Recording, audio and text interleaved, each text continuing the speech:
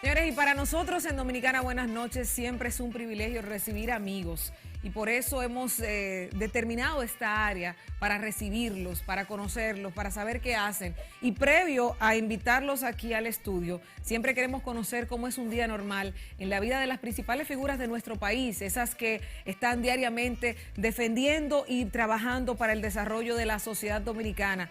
Uno de estos es el denominado hombre de las emergencias. Y hoy queremos conocer cómo es un día normal en la vida de nuestro general Juan Manuel Méndez García. Vamos a ver cómo es un día normal en la vida de este general, el hombre de las emergencias.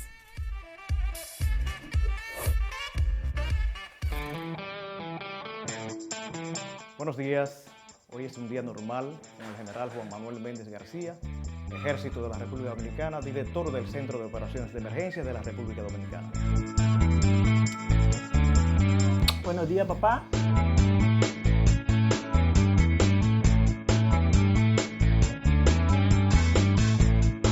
Bien, después de una hora de ejercicio, en un día normal, el general Méndez pues va a proceder a entrar a la casa ya a un baño y a desayunar para luego ir entonces al Centro de Operaciones de Emergencia, donde tenemos 8 provincias en alerta en el día de hoy.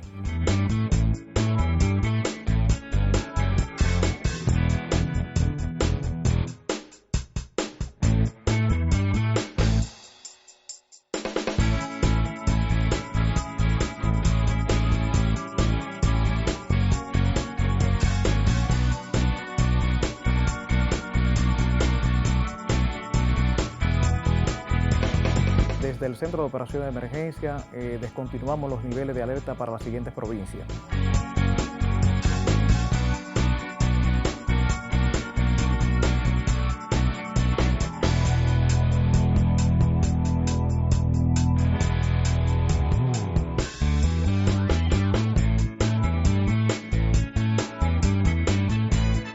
A mi amiga Lorena Solano, que siempre está pendiente de nuestro accionar, de nuestro trabajo y sobre todo de resaltarlo. Le felicito por este espacio en lo que ella participa y sobre todo este prestigioso programa que es tan visto en nuestro país y sobre todo que lleva la parte humana de los funcionarios y de los entes sociales del país.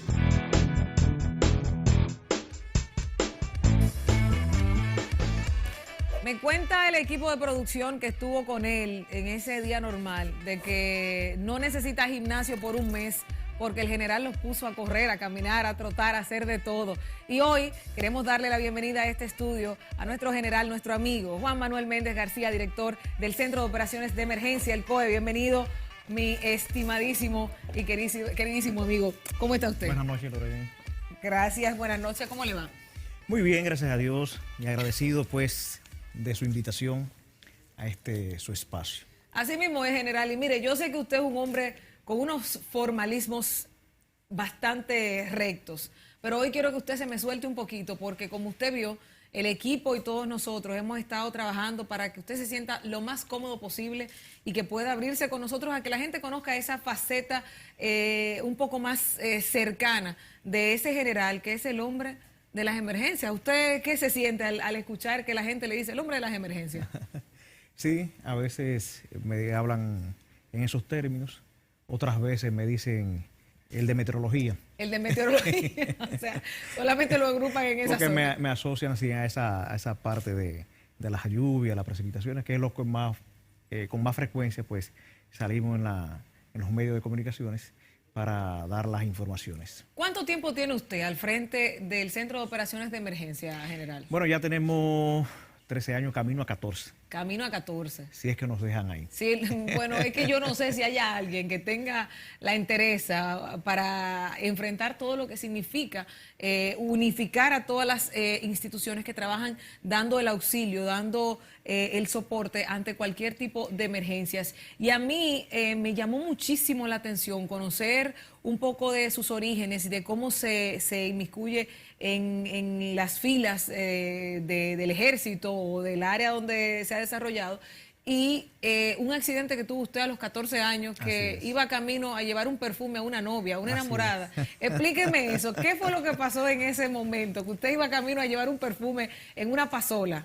Así es, en el año 1980, pues mi cuñado, en paz descanse, trabajaba en el aeropuerto de las Américas, en aduana, y llevó unas muestras de perfume a la casa. Y había uno que me gustó bastante porque tenía una especie de corazón. Ajá. Entonces esa vez yo estaba cercano a una jovencita y decidí salir de la casa, eran como las 8 de la noche.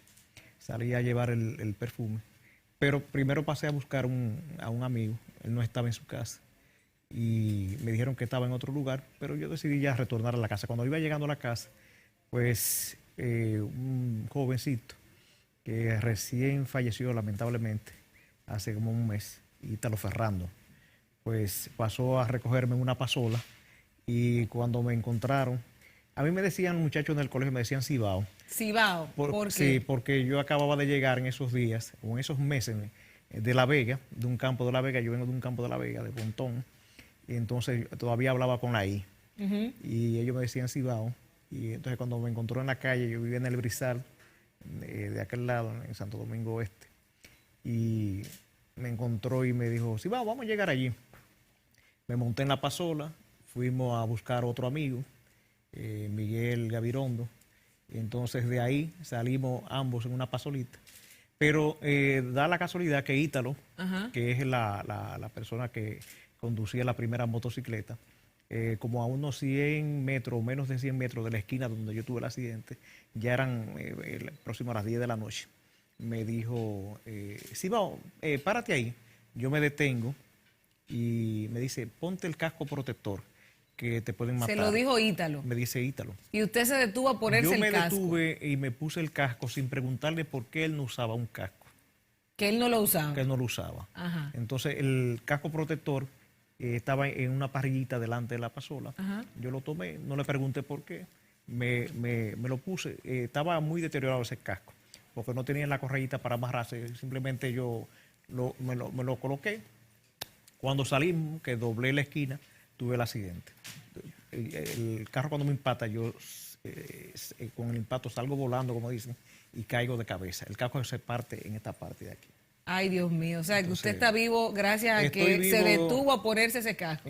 Sí, yo entiendo que cuando usted no le llega a su hora, sucede eso. Y sobre todo cuando usted cree en Dios. Sí. Entonces esa parte yo creo que fue un mensaje divino, el hecho de que me detuviese, que él me dijera, porque íbamos bastante al paso, que me pusiera el casco, que yo no le preguntase por qué no se ponía el de él, y que automáticamente tengo el accidente, lo que caigo es de cabeza. ¿Y entonces qué pasó con el perfume y la joven? Bueno, pues el perfume yo no sé dónde vino para, porque yo no vi la joven, no la vi, y duré un mes. 4 días en el Darío Contreras, interno. De ahí entonces me hicieron diligencia para llevarme al Ligo Seara, que era el Marión, que estaba al lado de la UAS, en esa época el hospital militar, y ahí duré un mes, 30 días interno en el...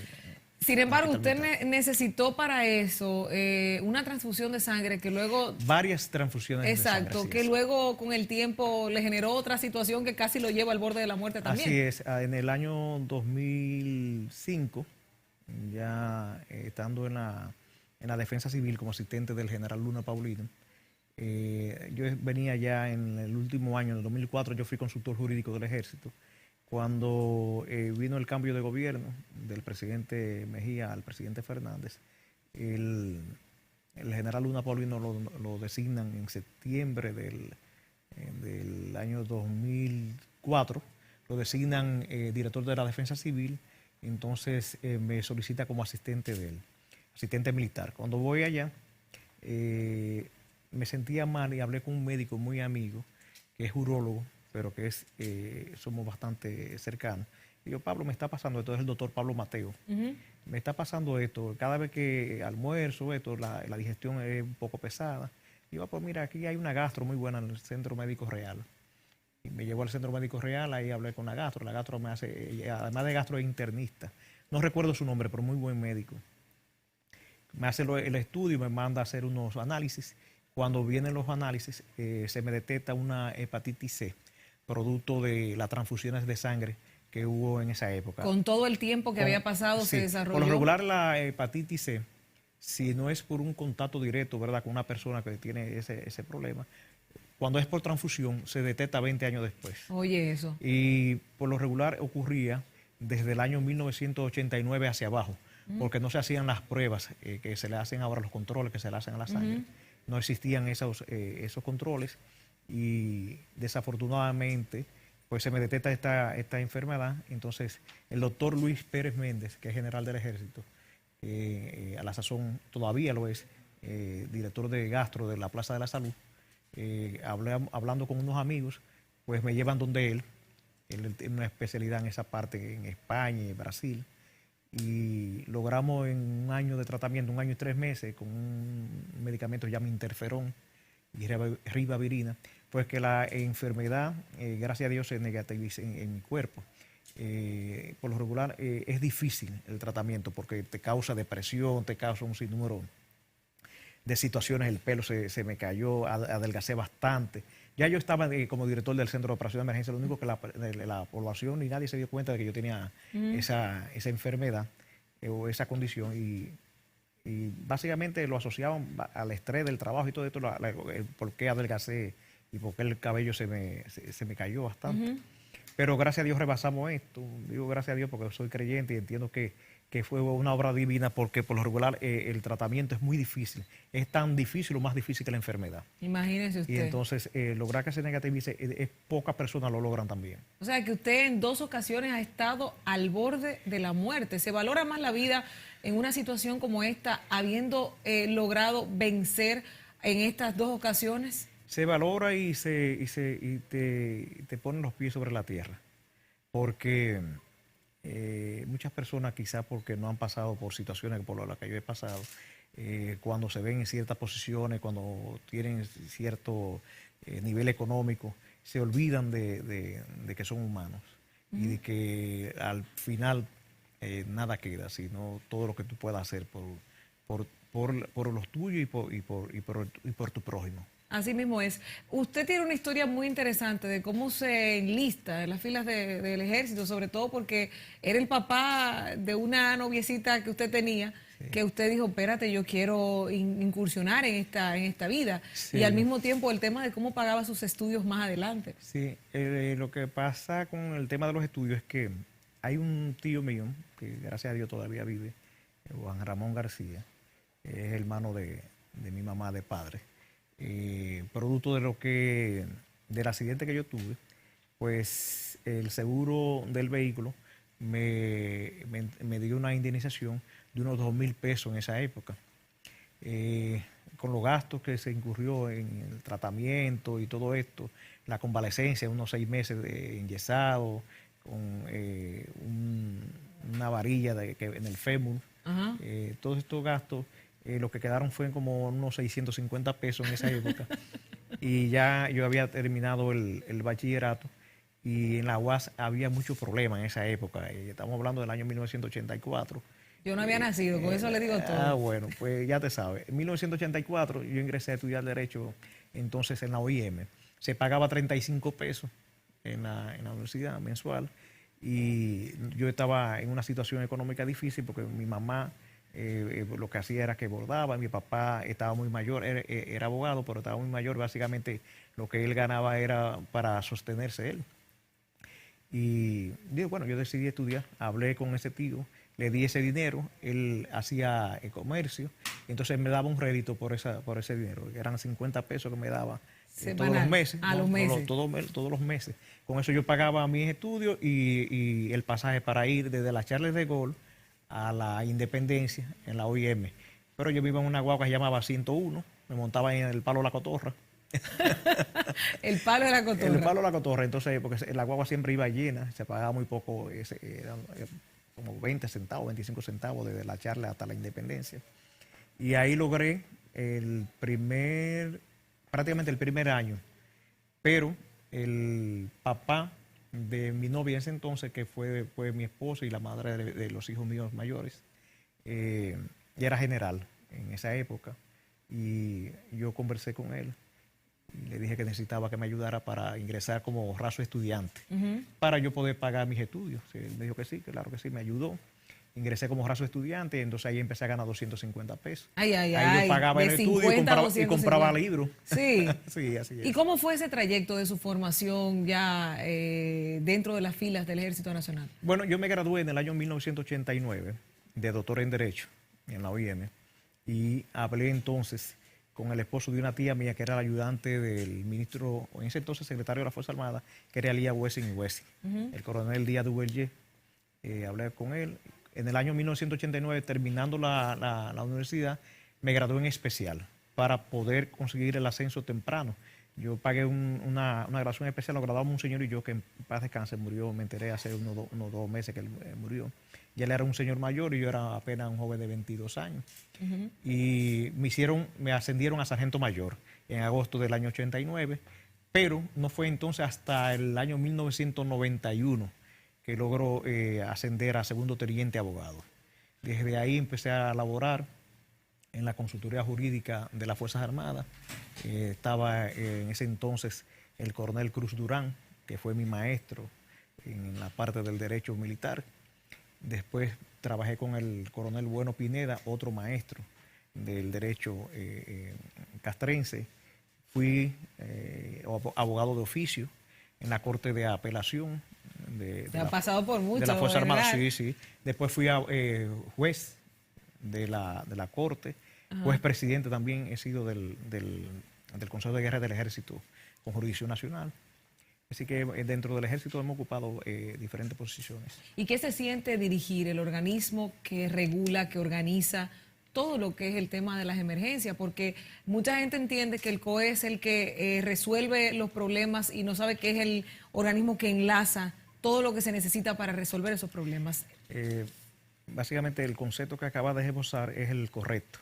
El Centro de Operaciones de Emergencia lo que es una entidad coordinadora. Nosotros no somos jefes de nadie. Básicamente es un enlace, es lo que coordina a 22 instituciones. Y lo que hacemos es eficientizar los recursos de conformidad con lo que establece la ley y nuestro manual de organización y funcionamiento, para que la respuesta sea oportuna y eficaz y verdaderamente la población sufra lo menos posible con el tema también de la emisión de las alertas. Y la alerta debe ser temprana, que la población sepa con tiempo lo que va a suceder. Por eso es que nosotros nos hemos enfocado en esa parte. ¿Ha evolucionado la sociedad dominicana con relación a seguir los informes, a darle prioridad al tema de la prevención, sobre todo porque hace tiempo a veces se parecía como que se daban los informes, pero la gente hacía tal vez caso omiso? ¿Ha evolucionado la sociedad dominicana? Entendemos que sí, pero básicamente lo que ha sucedido en esta parte es una gran sinergia que hay entre autoridad y medios de comunicaciones. No hay forma de usted llegar a la población sino a través de ustedes. Y eso ha sido lo que a nosotros nos ha dado resultados. Esa gran empatía con los medios de comunicación, la difusión de las informaciones, las alertas, y la población sigue siendo la misma. La persona sigue siempre apegada a lo material. Eso es una gran dificultad que tenemos no solamente en nuestro país. Hemos visitado otros países y sucede lo mismo. Sí, es lo mismo. El ser humano es apegado a lo material. Ahora, yo tengo una curiosidad general. Yo no sé si eso lo hacen otros, porque no lo he visto, pero cada vez que usted está emitiendo un informe, un boletín o lo que sea, yo veo que usted da su número personal, su número privado, del número que trabaja, que tiene su esposa, que tiene su familia, a la gente que lo llame. El que pago yo. El que usted paga, exactamente, y el mismo de siempre. Eso, ¿cómo le afecta tal vez o cómo le conviene por el hecho de que la población dominicana completa tiene su número de teléfono? Así es. Usted sabe que cuando usted es un servidor, debe hacer eso. Ajá. Claro que sí. Bueno, pues tenemos que revisar. El servidor público debe hacer eso, porque si usted es designado para servir, no es para usted ocultarse, ni para no salir a responder cuando le soliciten. Entonces, yo tenía la dificultad, y perdone que hable en primera persona. No, está en todo su espacio. Es que, por ejemplo, ustedes, cuando hablo de ustedes me refiero a los comunicadores, a veces en situaciones con los programas interactivos, yo tenía la dificultad de que, por ejemplo, para las casas, llamaba una persona y decía, bueno, aquí ocurrió un deslizamiento o aquí ocurrió una inundación. Y entonces me llamaban, coronel en esa época, mira, ocurrió una situación en Padre Las Casas, ¿usted tiene conocimiento? Entonces yo tenía o que gaguear o decirle, yo tengo que indagar y después yo le respondo. Entonces eso me obligó a mí a pensar, y bueno, no existía el 911 ni nada de eso.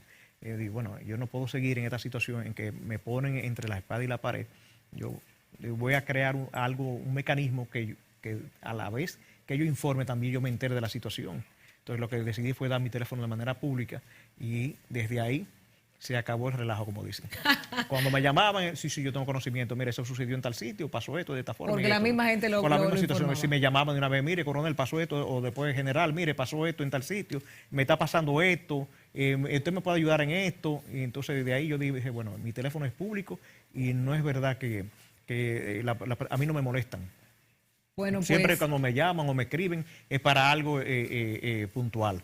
La población ha entendido que es para servir y no es para fuñir, como dicen. yo creo que es uno de los temas que lo ha convertido uno de los más valorados dentro de las organizaciones públicas de nuestro país y sobre todo más cercano, porque una cosa es una buena valoración y una cercanía como la que usted presenta, manifiesta, y por eso nosotros quisimos traerlo, porque la gente, hay cosas de este general que ustedes no conocen, solamente los que están en las redes sociales que él tiene, como por ejemplo una ficción que él ha destapado hace unos años, o por lo menos las redes sociales han demostrado eso, con el canto, pero eso lo voy a mencionar y lo voy a demostrar en el próximo bloque, porque continuamos conversando con el director del Centro de Operaciones de Emergencia, nuestro querido general Juan Manuel Méndez García, que hoy se destapa y nos va a decir por qué es y de dónde le sale esa vena artística que ustedes van a conocer si no la han visto a continuación. No se muevan, seguimos con más en Dominicana Buenas Noches.